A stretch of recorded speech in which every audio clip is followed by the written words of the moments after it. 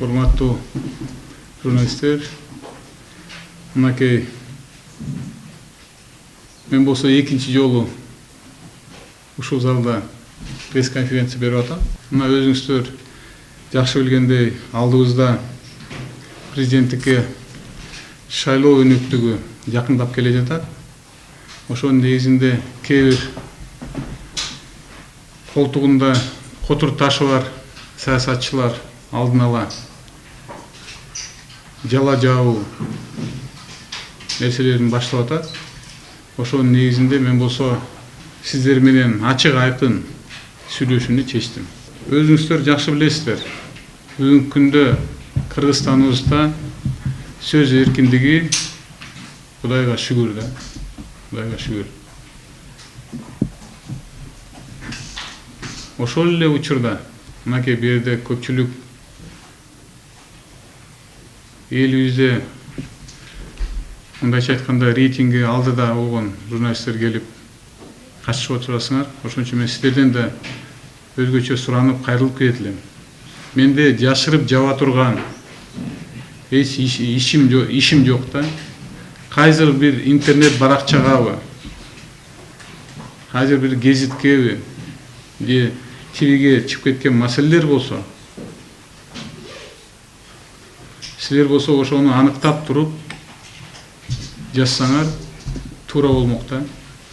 Бир гана өзүңөр деле бирөө кызып журналисттердин укугун коргоп аткандар, журналисттердин укугун кызып атканда эле депутатка жүгүрүп келбей, биздин да укугубузду, ар бир Кыргызстандын жарандын укугун коргоо нерсени мен айтат элем, бул далилденген, аныкталган маалыматты жазсаңар, мен ойлойм эң негизгиси коомчулугубузда, ошондо элибиз да коомчулугубузга туура чечим кабыл алмак да. Акыркы убакытта өзгөчө жер үй кени боюнча Бишкекте курулуп аткан алыш бериш маркети Азия Мол боюнча сөздөр айтылып кетти. Мен ошого өзгөчө токтоп кетким келет да. Мен официалдуу тилде сүйлөйүн, себептен ошондо баарыңарга түшүнүктүү болот деп айтам. Түшүнүктүү болот да. Я хочу, дорогие журналисты, я хочу заострить ваше внимание, что сейчас очень в преддверии президентских выборов распространяется, к большому сожалению, распространяется довольно достаточно, не только по отношению ко мне, и по другим политикам, по предполагаемым кандидатам. Очень много черного пиара. Я хотел вас попросить, что если вы пишете одну сторону, то попросите, обратитесь и в другую сторону, чтобы и другая сторона могла высказать свое мнение. Я обосную, что я имею в виду. Хочу однозначно заострить ваше внимание, что у меня нет никаких дел или какого-то поступка, о котором я бы мог бы как-то скрывать или как-то о чем-то не мог бы говорить. Я считаю, и у журналистов, наверное, не должно быть неприкасаемых тем. Я открыт для общения, открыт вам все подробно рассказать. Хотел бы особо подчеркнуть, что имущество, которое принадлежит мне, это принадлежит семье Бабанова, чтобы вы четко это понимали. Чтобы четко вы понимали. У нас изначально мой отец, пухом ему земля, он изначально нас, всех детей, обучал одному, чтобы мы своим трудом зарабатывали себе имя, в первую очередь, своим трудом. Исходя из этого, все члены нашей семьи Бабанова, я говорю о моих близких родственниках, все они своим трудом занимаются бизнесом. Никто из них, включая меня, не приватизировал ни один объект у государства. Очень популярно говорить о ларьке, даже ларек мы не приватизировали. Ни один объект. Вы знаете, что первое состояние после, как я закончил вуз, у меня отец был на пенсии, я сделал в Казахстане. После приехал в Бишкек и выстроил компанию «Альянс». На сегодняшний день это единственная частная компания, которая была продана за 100 миллионов. И мы на рынок привели «Газпром». Вопрос легальности бензинового бизнеса был снят на очень долгое. Это непосредственно сделали мы.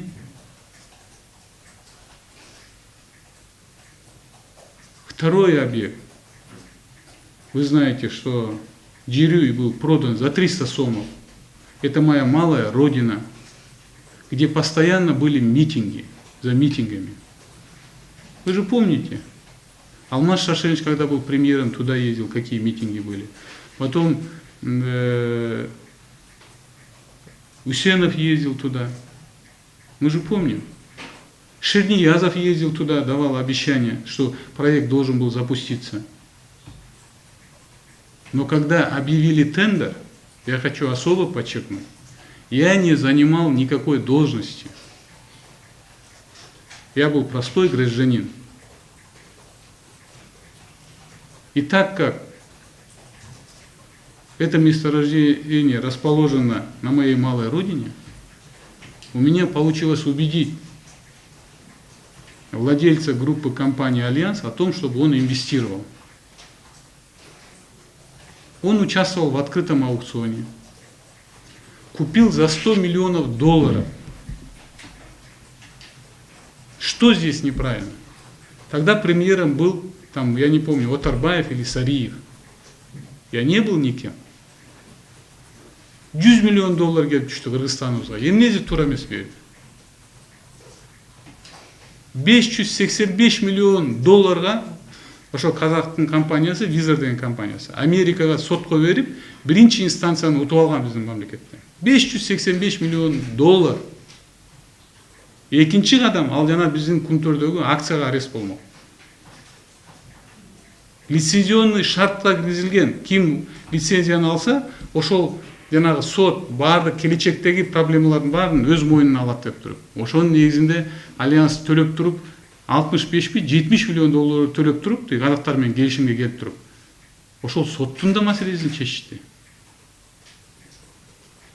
Бүгүнкү күндө проект наркы берки жумушка дагы 20 миллион жумшаптыр. Мындайча эсептесек, бүгүнкү күнү Альянстын жумшаганы 190 миллион доллар. Кайсы тышкы инвестор келип мынакей бизге жумшады? Канча долларга Кумтөр сатылды? Бекер белбеди Кумтөр. Мен ойлойм, Кыргызстанга ал чоң инвесторду алып келген, бул менин да чоң салымым деп ойлойм. 60% тиги Мусага тиешеси бар экен, Муса Бажаевка. 40% Алик Ибрагимовго тиешеси бар экен. Мага жазып атат, 20% мага ошо Мусаныкы мага тиешеси бар деп. Мен айтып кетет элем. Биринчиден, эмне себептен мага 20%ын бериш керек? Экинчиден, мага бере турган болсо, мен эч жерде иштебесем, мен ачык айкын эле өзүм оформить албайм 20%. Ошон үчүн мен мынакей сиздерге, журналисттерге кайрылып кетет элем да. Ушундай маалымат келгенде кайсыл киши жазбасын. Силер айтышыңар керек да, бир кагазы барбы, бир нерсе барбы депчи. Мисалы өзүңөрдү деле эртең кечирип коесуздар. Бир эркек кишини мындай голубой деп туруп жазып койсо, элдин баары ошентип ойлоп калат да, тура да. Жок эми далил деп жазыш керек да мындай нерсеничи. Чын айтканда менин намысыма катуу тийди. Жакшы сөз бар го, жебеген самсыга төлөгөнү ким төлөйт дегендей.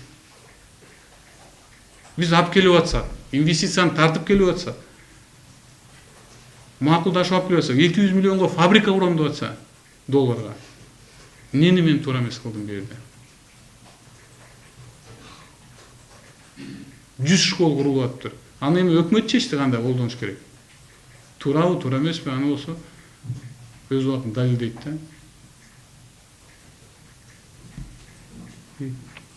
Экинчиси, мен мынакей премьер болуп иштеп турганда, мен барлык туугандарыма айткам. Баягы атабыздын улуу керезин унутпашыбыз керек деп туруп. Менин жалгыз эки бир тууган иним бар. Биз бабаңтардан эки эркекпиз. Ошо жалгыз эки бир тууган инибиз өз күчү менен салык инспекциясында иштеп аткан, начальник управления болуп.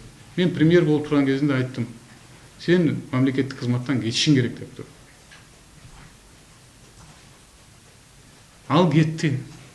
Менин бир тууганым мамлекетте иштебейт. Эч бир тууганым мамлекеттик кызматта иштебейт. Айтылып атат, Бабанов мынакей Россияга инвестиция кылып туруп, Кыргызстанга инвестиция кылбай атат деп туруп. Мен айтып кетким келет. Эмне себептен ошо Россияда жанагы цементный заводко куруу чечим башталды да. Ал заводдо бир топ инвесторлор бар. Биринчиден. Экинчиден алерде Россиянын мамлекеттик банкы инвестор болот. Мен атын айта албайм, себеп дегенде келишим бар. Менин өзүмө тиешелүү, биздин тиешелүү компанияларыбыз ал тарапта инвесторлордун бири эле гана болот. Эмне себептен ал нерсе болду? Заводдо ошо куруу чечими болду. 2007-жылы силер жакшы билесиңер. Вакиевдин заманында Кыргыз пахта заводун, Жалал-Абадтагы пахта заводун басып алып туруп, бизди киргизбей ошо жерге. Биз 40 000 тоннага чейин сырец пахтаны алчык. Бизди киргизбей. Аягы эмне менен бүттү? Аягы жанагы асфальттын алдында жаткан кабелдердин баарын чыгарып кетишти. Ташталганы чыкты. Бүгүнкү күндө ал завод базарга айланды. Ошентип биздин мүлкүбүздү тартып алып атса, биз кантип инвестиция кылабыз? Силер кылат белеңер ошондой инвестицияны? Ошол абалда. Бул биринчиси. Экинчиси, Россияга барганда, мен билем мынакей биздин жарандарыбыз, кыргыздарыбыз дайыма мында кара жумушта иштеп жүрөт да. Башка мамлекеттеги жарандарыбыз, алар банк, финансовый, промышленный секторду мында куруп жүрдү да. Мен да чечтим, келли бизди кыргыздарда көрсөтөлү. Биз бир гана кара жумуш эмес. Биздин да колубуздан келет. Заводдорду кура алабыз, банковский системаларды кура алабыз деп туруп, ошон үчүн чечим кабыл алдык. Мамлекеттен же бир жерден байланыштын негизинде сатып алган жокпуз. Таза жерге. Ошол мамлекеттик банк менен башка инвесторлор менен сүйлөшүп туруп, ошондой завод курулду. Буга чейин айтып атпайбылы, Бабановдун бизнес курганы бул болсо тиги Айдардын же Максим менен мамилеш болгон деп туруп. Мына Россиядан да мен далилдеп бердим, завод кура алат экен. Бул эми адамдын мүмкүнчүлүгү да, колунан келген нерсенин да. Мен айтат элем мындай, көрө албастыктан эмес, биздин жарандарыбыз куруп атса биз колдошубуз керек. Башка мамлекетте сүйүнүп айтат бул жөндө. Биздин ушундай кыйын немелерибиз бар, ишкер адамдарыбыз бар деп туруп. Кыргызстандагы инвестиция боюнча токтоп кетсек, мына өзүңүздөр жакшы билесиздер. Баягы альянсты саткандан кийин АКБ Кыргызстандын акыбалын, Улуттук банктын надзору болгон. Ошону мына биздин үй бүлө 25 миллионго долларга ачык айкын сатып алды. Кайсыл Кыргыздын жараны бүгүнкү күндө Кыргызстанга ачык айкын 25 миллион, мен ачык айкын жөнүндө сөз болуп атат. 25 миллион долларга сатып алды. Айтпачы. Бүгүнкү күндө банкта 1000ден ашык 105 филиал, ар бир тармактан ашык адам кызмат кылып атат. 20 000ден ашык ишкана банктан кредит алып же башкача кызмат кылып атат. 20 000ден ашык. Бул жумуш орну эмеспи? Экинчи, тиги Бишкекте курулуп аткан алыш-бериш маркети, жана Азия молл боюнча. Акыркы убакта бул жөндө да каралуу башталды. Сиздер өзүңүздөр жакшы билесиздер. Мен бул жөндө, мен өзүм саясатта болгондон кийин, жогорку кеңешке келгенден кийин, мен өзүм бизнес менен аралаша албайм. Мыйзам буза албайм. Бирок мага менин тууганым акылдашууга келишти. Бул жерге мындай российский, кыргызско-российский фондко кайрылсак болобу дейт. Мен айттым, конечно, кайрылгыла дедим. А эмнеге кайрылса болбойт? Эмнеге кредит алса болбойт? 500 миллион доллар туруп 1%-тен ошонун канча бир акчасы ошол жакта болсо келсин Кыргыздын экономикасына иштесин дедим. Ошондой эле алыш бериш маркети башкаларды деле Российский фонд каржылаган. Алар кайрылды. Кайрылганча 25 миллион доллар каражатты ошол жерге бизге тиешелүү компания жумшаган. Экинчиси 37 миллион долларга залог берди. Үчүнчүсү ошол шарттан өзгөрүүсүз 17 миллион доллардык кредит алды.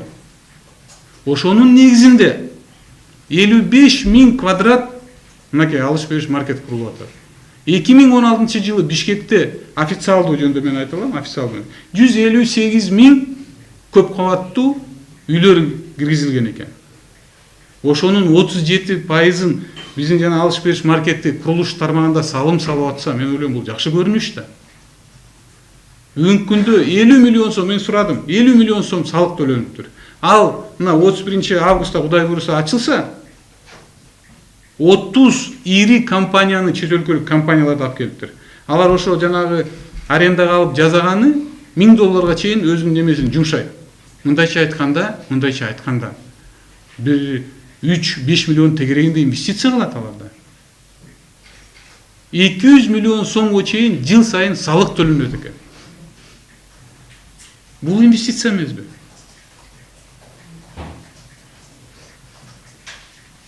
Бекитип, же мындайча бир мамлекет кылган, эч уяла турган иш жок бу жерде. Элдик шарты менен алдык. Эмнеге биз бирөөдөн неметишибиз керек? В Бишкеке в прошлом году, за 2016 год, жилья сдано около 158 тысяч квадратов. Из них 55 тысяч, если мы сдадим, это около 37% от торговой площади сдано.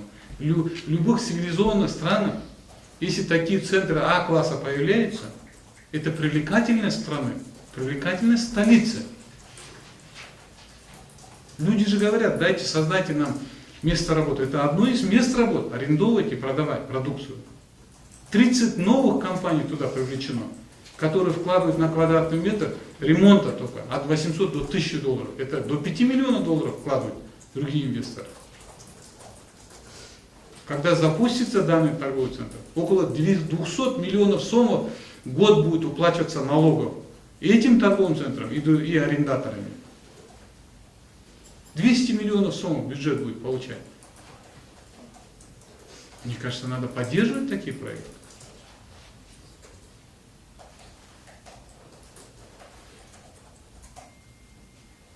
Нет, эту тему тоже вывернули в другую сторону. Там взяли по 4, выдают по 20. Нет такого, это целевой кредит. Это целевой кредит. И условия российского кыргызского фонда бизнесмены знают.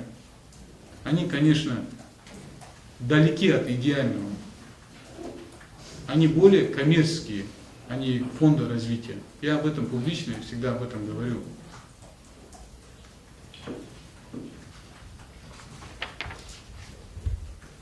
Тогда давайте перейдем к вопросам.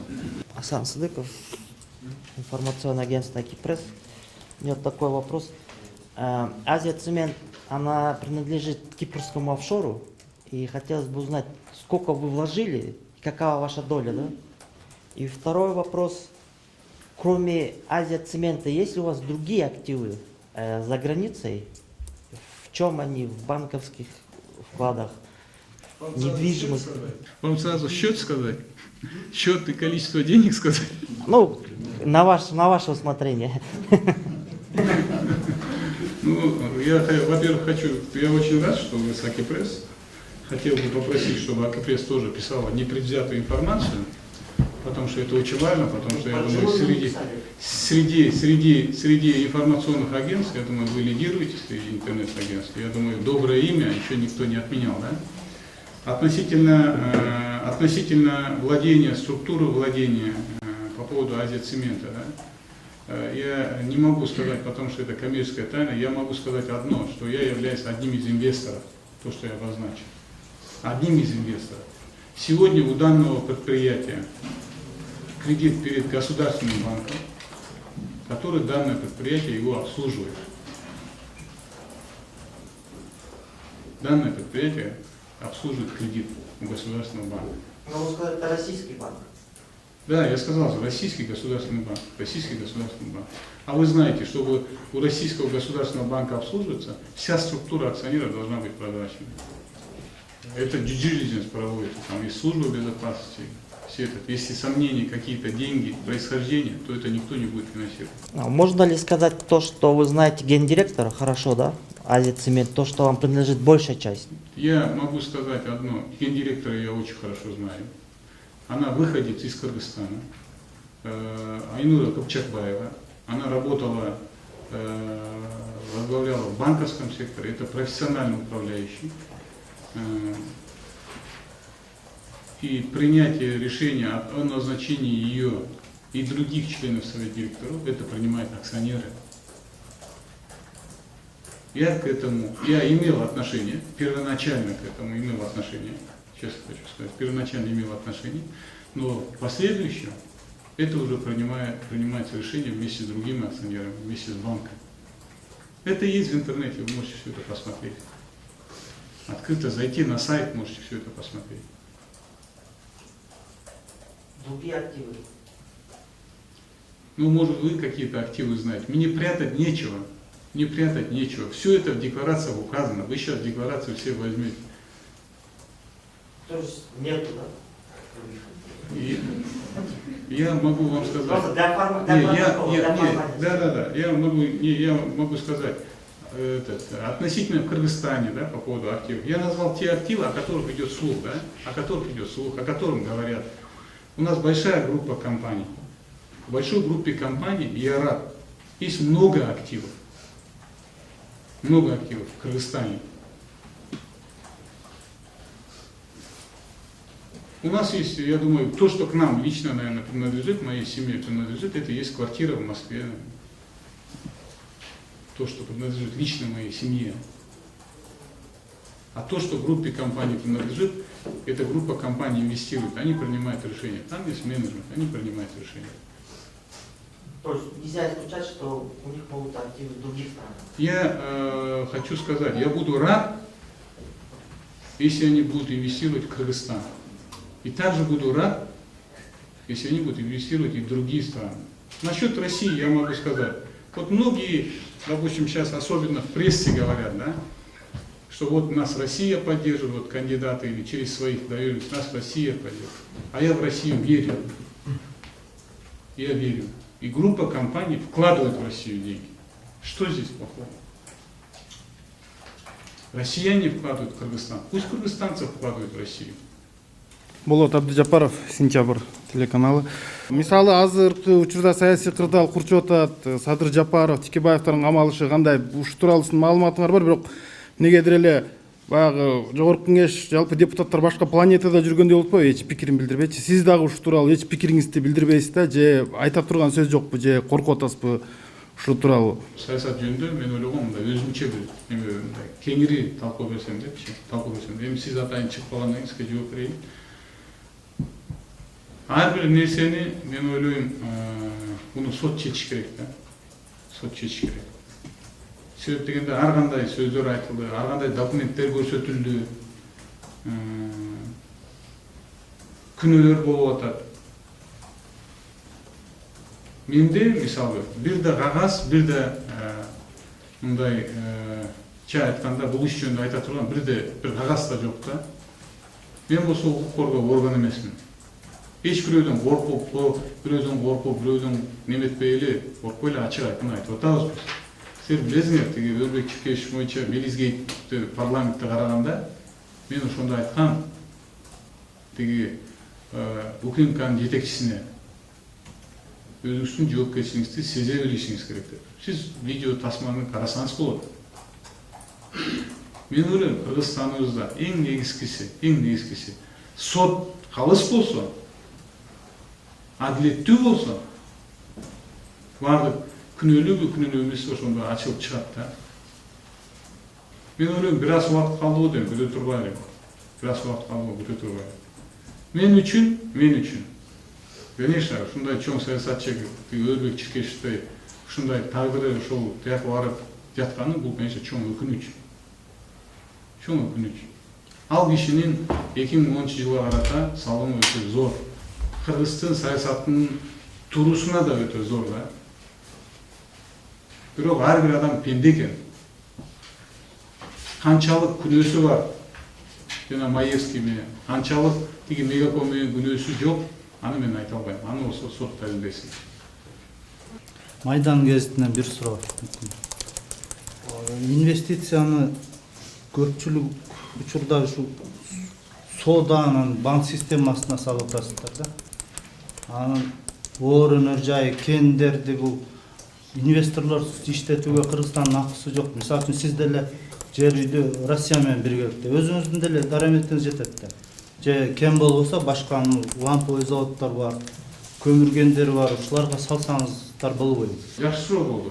Биринчи жана жер боюнча. Менин тиешем, бир эле тиешем бар. Ал жанагы альянсты алып келген, башка тиешем жок. Мен ошондо Талас элине барганда да айткам. Мынакей ачык компания келди, булар ачык салат деп. Мына ошол эле тиешем, башка эч тиешем жок. Биринчиси. Экинчиси, жер үйгө сала турган 100 миллион долларга сатып алып, жанагы 65 миллионго жанагы сотту чечип, анан 200 миллион долларга завод куруп, андай каражат жок бизде. Менде лично жок. Ошол эле учурда сиз Пензада акционерлерге мүчө боласыз, ошол каражаттын Мүчөлөрдүн эми ада менен каражатты, ада чоң каражат эмес. Ада мамлекеттик банктан, Россиялык мамлекеттик банктан чоң кредит алынган. Ада бир топ акционерлер бар да, бир топ акционерлер. Ада мындай чоң каражат эмес да. Ал болсо мындайча айтылганда, жана биринчиси эмне себептен болгонун айтып кетпедимби? Бакиевдин заманында берги алтын берсе да тыйын салбайт эле да ал убактачы. Алардын үй-бүлөсүнөн башка. азыр алар кетти. Эми азыр алар кетти. Азыр өзүбүздүн мынакей кээ бир объекттерибиз бар, которые ошону бүтүрүшүбүз керек. Ошол объекттерди мынакей бүтүрүп атабыз. Сиз айткандай жанагындай кайра өндүрүшчү же болбосо көмүр кенди буга салуу. Эми буну ар бир тармакты түшүнө билиш керек экен да. Анан ар ким ошо түшүнгөн тармагында иштеш керек экен да. Бизде иштеп аткан балдар, биздин ошо компанияда иштеп аткан балдар, алардын чечими бүгүнкү күндө ушундай. Анан бара көрөбүз андай. Аракет кылып ушундай 100 миллионду алып келсеңиз, ага мектеп саласы деле өкмөт жанагы көчмөндөр оюнуна короп сал деген маалыматтар бар да. Анан бул сиз 100 миллионду алып келип бергенден бул элдин акчасы болуп калды да уже. Эл өкүлү катары ошол акчаны мындай неге эффективдүү пайдаланган жоксуңар деген суроо болгон жокпу? Менде андай маалыматтар жок. 100 миллион бул болсо сиздер өзүңүздөр билгендей болгонду айтышыбыз керек. Бул болсо мамлекеттин каржы министринин счетуна келип түштү, улуттук банктагы счетуна келип түштү. Адан нары.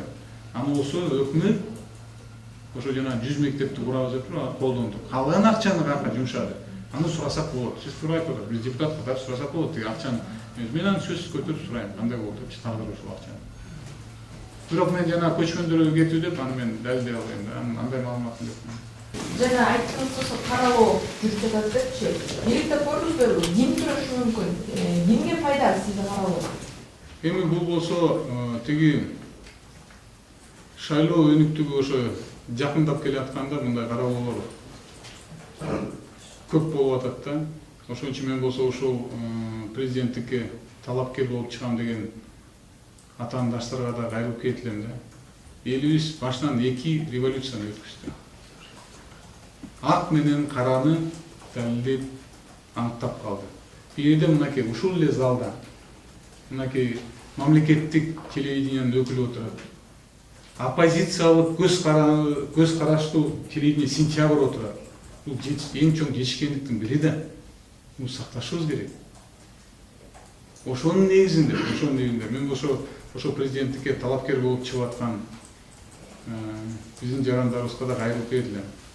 Элибизди бирөөдү каралап, бирөөдү жамандап, бирөөгө жала жагып утам деген бул чоң алданыш да. Элибиз ташка тамга баскандай кимдин ким экенин билип турат. Элибиз бул жолу мен ишенем 19 ноябрда алданбайт деп ишенем да. Бирок ошол эле учурда ошо саясатка аттанып аткан биздин жарандарыбыз өзүнүн жоопкерчилигин билип шайлоодун эртеси да болот да. Мен баардык ошо шайлоого чыгып аткандарды мен айтат элем. Ал баардыгы өзүнчө мындайча айтканда биздин чоң мамлекетибизде мындай жетишкендиктердин бири да. Себеп дегенде президенттикке аттанып чыгып аткан адам бул жоопкерчиликти сезе билиш керек. Анан баардык эле ошо президенттикке аттанып чыгып аткандарды кыйра чаба берсек, бул жаман, тиги жаман деп берсек, Кыргызстанда ким бар? Бүгүн соо бирөө барбы Кыргызстанда? Мен ойлойм, биз өзүбүздүн алдыбызга балта чаап атабыз депчи. Ошон үчүн элибиз ошонун баарын аныктап алат деп мен ишенем да. Талапкерлерге ғана болып келген нәрсені алдыда болушу мүмкүн. Сиз ошо президенттик талапкерлердин бир катарына калып жүрөсүз. Мындан ары кана келгенде мамлекеттик машина сизге каршы иштей баштай турган болсо, мына ошого туруштук берип альтернативалык программа менен бийликтин талапкерине карата альтернативалык программа менен чыгууга саясий эркиңиз жетеби, туруштук бере аласызбы? Же болбосо бизнестен келген өкүлдөр албетте дайыма ийкемдүү болот эмеспи? Мына бир келишимчүлүккө компромисске баруу жолдорун кандайсызбы? Саясий багытыңыз кандай болот? Жакшы сөз бар го.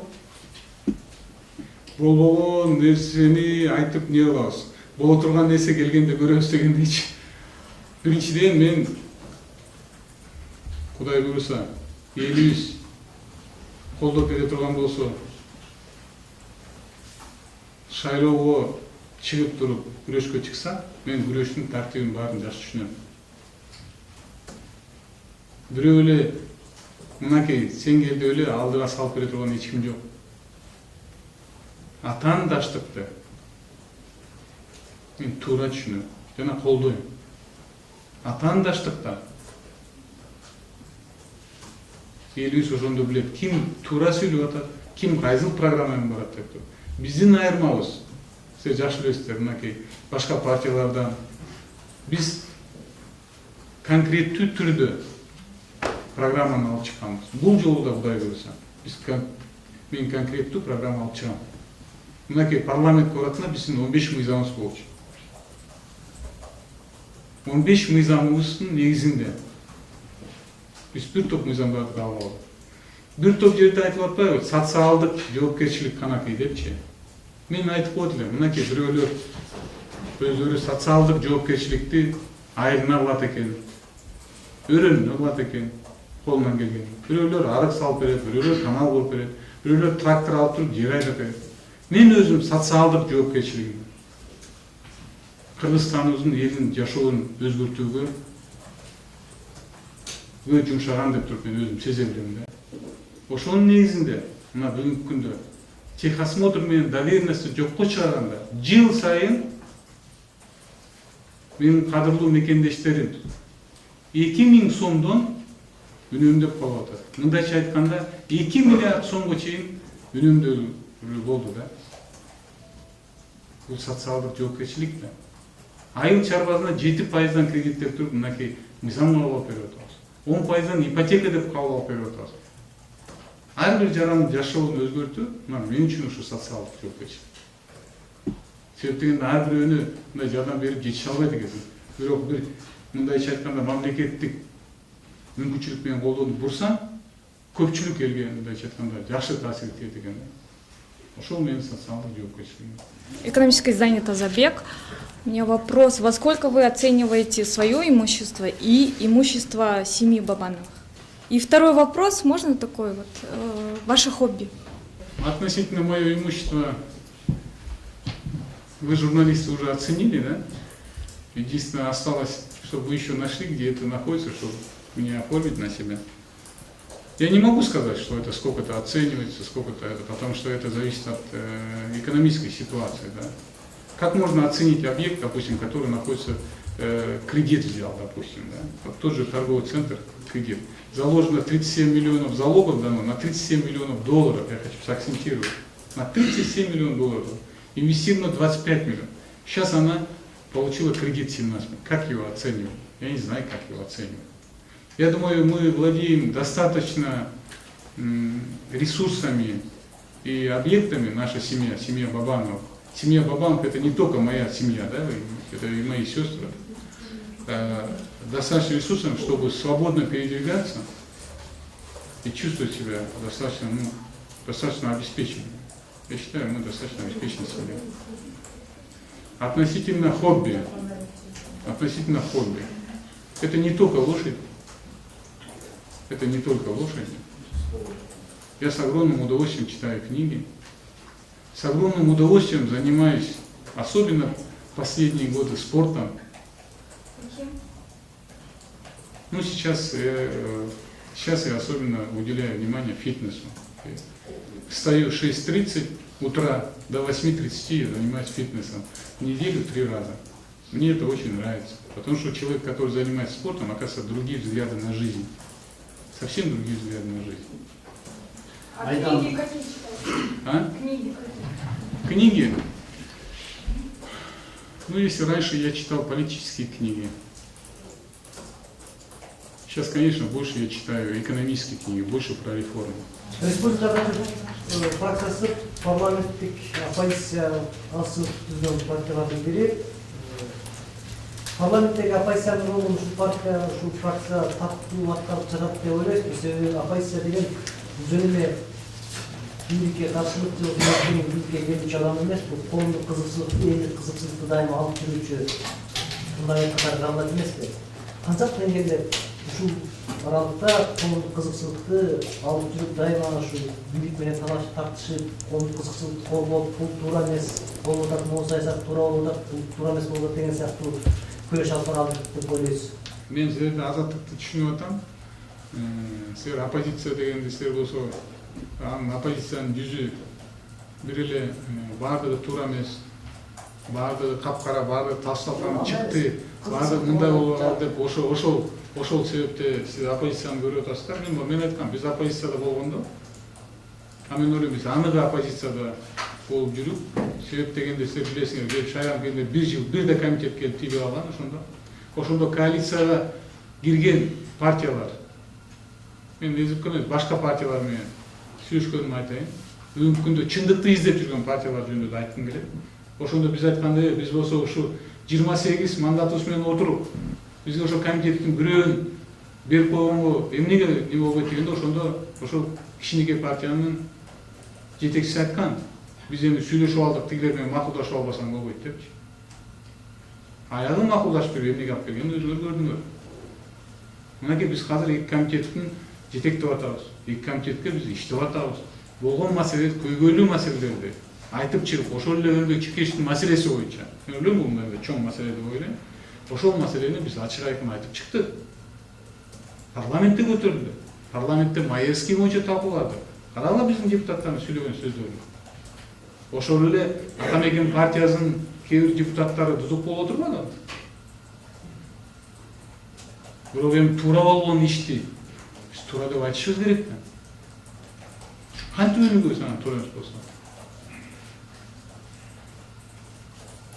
Кантип өнүгөбүз? Анан ал менин башымдан да өтүп атпайбы? Менин башымдан да өтүп атпайбы? Мына 20% жер үйлдүккө жазып койдук. Эртеңкисин мен айткандай эле бирөө жазып койсо, голубой деп койсо, актанып көрүңүзчү сиз. Ушундай болуп калды, мен атайын айтып атам бул сөздү. Мен үчүн күлкү эмес бул. Азыр мен таң калбайм, эртеңки күнү кандай сөз чыгат. Значит, жана Белизге Маевский деген сизге да колдонуш мүмкүн турбайбы? Конечно, колдонуш мүмкүн, а кимге колдонуш мүмкүн эмес. Алмаз Шаршеничке деле колдонуп атпайбы? Алмаз Шаршеничке деле тиги Өлбек Чикештин адвокаттары алып чыгып туруп, кайга кетти ал документтер. Мына сот болуп атат. Эми ошондо каралооду токтотушубуз керек да. Бир тараптан 2 тарапка да. Бир тараптан 2 тарапка токтотушубуз керек да. Биз бирөөнүн көзүндө бир нерсени көрсөк, башыбызда чөптүктө көрүшүбүз керек. Мен бирөөгө жагынайын, же бирөөдү мындайча жамандайын деген мен анан алысмын. Силер болсо мен могу саясий баскан кадамдарымды байкасаңар, мен бирде шайлоого чыкканда бирөөдү каралаган эмесмин. Бирде шайлоого чыккан. Премьерден кеткенде да ушул эле залда менин кетиргендерим бирөө чыгып айтпадыбы? Мен ошо бир курал жарак эле болдум депчи. Мен эч бирөө жөнүндө жаман сөз айткан жокмун. баардыгын убакыт аныктап берди. Ким экени. Мегаком менен канча каралап мага жабыштырды эле. Эми көрүп атпайбы кимдин тиешеси бар экенин. Мен аныктап эмете албайм ал жөнүндө. Азыр мына убакыт көрсөтүп аны. Мезгил чечет экен. Тилекке каршы ошол убакта атыңын каралап салса өтө кыйын экен да. Жана жакшы сөз бар го. Жыландын уусунан аякса болот деп. Бирок жалган жапканда аягыш өтө кыйын экен да. Анда бүтүрөбүз го дейм. Рахмат, чоң рахмат.